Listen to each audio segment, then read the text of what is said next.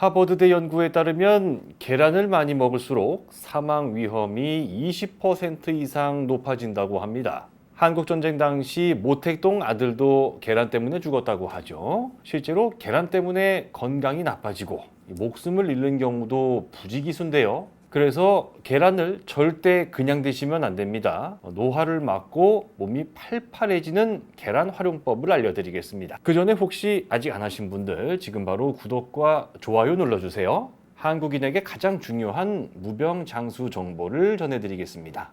앞에서 계란이 위험하다는 얘기를 드렸는데요. 감이랑 같이 드시면 결석이 생긴다는 유언비어가 가짜뉴스처럼 널리 퍼져 있죠. 대학 병원 식단에서도 계란 반찬에 후식으로 감을 줍니다. 그래서 오늘은 잘못된 정보 대신에 정확한 정보를 드릴까 합니다. 2008년 미국 하버드 대학에서는 이런 연구 결과를 발표하기도 했죠. 일주일에 7개 이상 계란을 먹는 남성은 조기 사망 위험이 23%나 늘어났다는 겁니다. 물론 이런 내용만 가지고 계란은 위험하다고 단정할 수는 없습니다. 하지만 계란을 드실 때 절대로 하면 안 되는 행동이 있습니다. 혹시 요즘에도 날계란 드시는 분은 안 계시죠? 그거 정말 위험합니다. 계란 껍질에 살모넬라균이 많다는 얘기는 들어보셨을 겁니다. 식약처에서도 달걀 껍질이 위험하다 콕 찍어서 경고를 했죠. 2022년에는 냉면 때문에, 2021년에는 김밥 때문에 목숨을 잃는 안타까운 일이 있었습니다. 살모넬라균을 없애는 방법은 사실 굉장히 쉽습니다. 섭씨 75도에서 15초만 지나면 사멸하는 것으로 알려져 있죠. 그러니까 날계란은 절대 금지. 게다가 계란을 날로 드셔봤자 단백질이 제대로 흡수가 안 됩니다.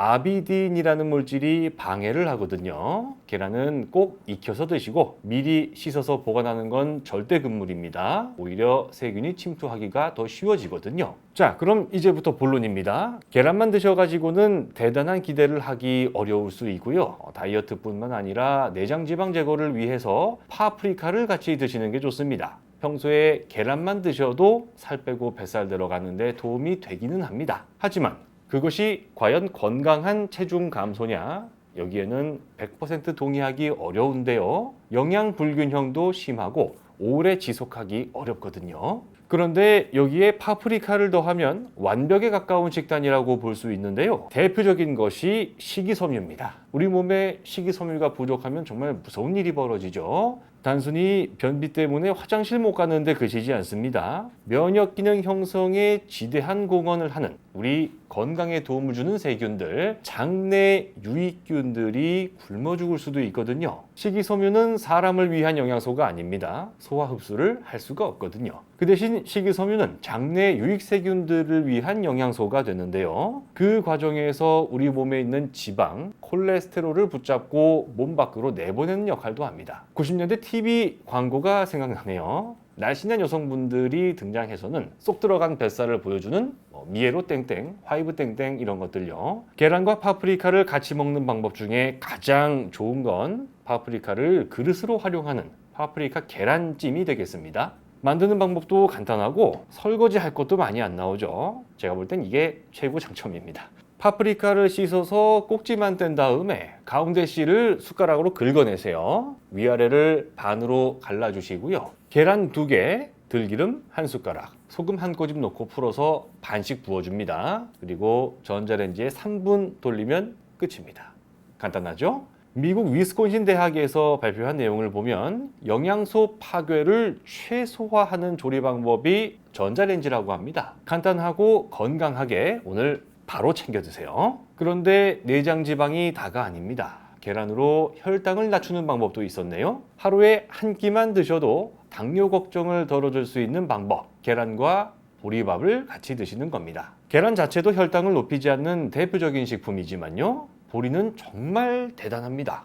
우리가 흔히 먹는 곡식 중에서 혈당 지수가 제일 낮은 게 보리인 거 아시죠? 혈당 때문에 현미 챙겨 드시는 분들이 많은데요. 보리가 더 나은 이유를 딱 2개만 말씀드릴게요. 첫 번째로 GI 지수라고 하는 혈당 지수가 현미보다 20 정도 더 낮고요. 두 번째는 현미보다 드시기 쉽습니다. 현미밥은 정말 오래 씹어야 되잖아요. 그래서 현미밥을 즐겨 드시다가 치아가 망가지는 경우도 상당히 많다고 해요. 그런데 보리를 주식으로 챙겨 드셔야 하는 제일 중요한 이유는요. 베타글루칸이라는 성분 때문입니다. 보리가 면역 기능 강화의 최강자라고 표현하는 전문가도 있는데요. 혈당뿐만 아니라 혈중 콜레스테롤 수치도 줄여줍니다.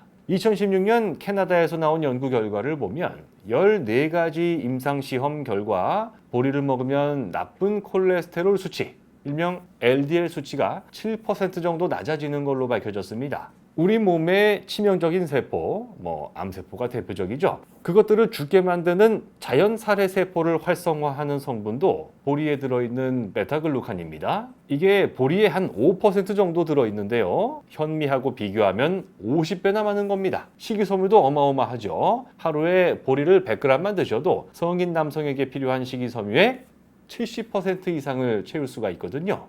꼭 기억하세요. 하루에 한 끼는 꼭 보리밥을 드셔야 한다는 거. 치매 예방에 계란이 좋다는 말을 들어보셨을 겁니다. 하지만 계란 혼자 감당하기에 치매는 만만한 상대가 아니죠. 하지만 계란을 애호박과 같이 드신다면 어떨까요? 아주 강력한 치매 예방 솔루션이 될 수 있습니다. 장마철 정도를 제외하면요, 애호박 가격은 대체로 저렴한 편인데요. 가격에 비해 효능이 너무 좋은 식품 가운데 하나입니다. 그건 계란도 마찬가지지만요. 호박을 드실 때 속을 파내는 경우는 종종 있겠습니다만 애호박 속을 파내는 분은 안 계시죠? 무조건 다 드셔야 됩니다. 뇌세포 활성화에 도움을 준다는 레시틴 성분이 호박씨에 많이 들어있으니까요. 그런데 애호박에는요, 레시틴 말고도 치매 예방에 도움을 줄 수 있는 성분이 더 들어있는데요. 카로티노이드라고 부르는 물질입니다. 자동차를 한번 떠올려 보세요. 아무리 관리를 잘해도 오래 타다 보면 부식이 되기 마련입니다. 흔히 녹이 쓴다고 표현을 하고요.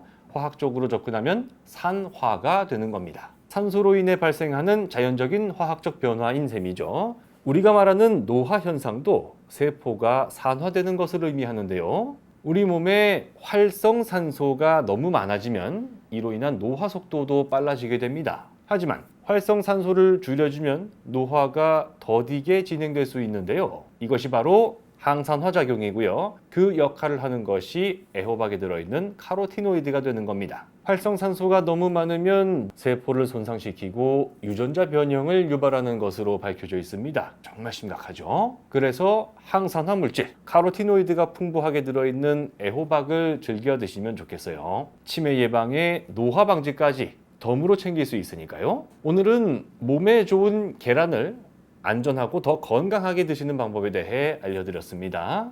아무쪼록 오늘부터 여러분들이 맞이하게 될 모든 날들이 건강한 하루하루가 되시기를 진심으로 바라겠습니다. 고맙습니다.